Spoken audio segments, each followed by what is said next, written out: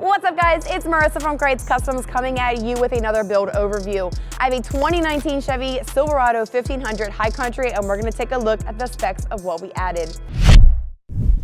Starting with the suspension system, it is a 6-inch rough country suspension lift. Now the newer body styles have that nice rounded fender well now compared to the older body styles that have the square fenders. So we're going to be able to fit a little bit more bigger wheel and tire package with minor trimming as well as some minor of rubbing too. Now your wheels are going to be that fuel hardline and the gloss black and milled. The size is a 22x12 with a -44 offset. So it's still going to push that wheel out from the fenders. As you can see from the back, it's probably going to stick out just around 3.5 to 4 inches. Now your tire is going to be that Nitto Ridge Grappler, a 35/12/50/22. Now when you are in reverse at a full lock, left or right, you're going to hear and see some of the rubbing that this vehicle does have. So keep that in mind when you are building your Chevy.